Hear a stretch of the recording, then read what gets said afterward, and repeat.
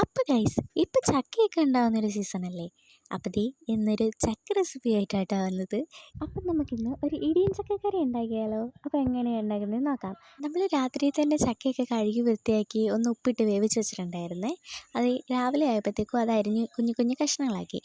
പിന്നെ കുഞ്ഞതാക്കി അരിഞ്ഞ സവളയും വറ്റൽമുളകും ഇഞ്ചി വെളുത്തുള്ളി ചതച്ചതും തക്കാളിയും കറിവേപ്പിലയൊക്കെ ആട്ടോ വേണ്ടത്.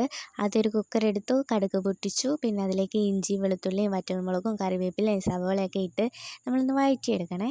പിന്നെ അതിന് ശേഷം ഉപ്പിടണം, ഉള്ളി വഴറ്റാൻ നേരത്ത് അതൊന്ന് പെട്ടെന്ന് വഴന്ന് കിട്ടാനാണ്.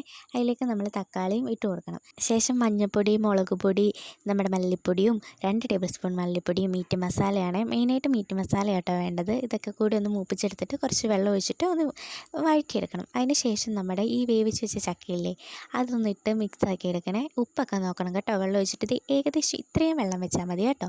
ഒരു 3 വിസിലിന് ശേഷം കുക്കർ തുറന്നാൽ ഇത് നമ്മുടെ കറി ഇവിടെ റെഡി ആയിട്ടുണ്ട്. ജസ്റ്റ് ഇനി ചക്കയൊക്കെ കിട്ടുമ്പോൾ ഇങ്ങനെ ഒന്ന് ട്രൈ ചെയ്ത് നോക്കുക കേട്ടോ. അപ്പോൾ അടുത്ത വീഡിയോ ആയിട്ട് വീണ്ടും കാണാം. ടാറ്റാ.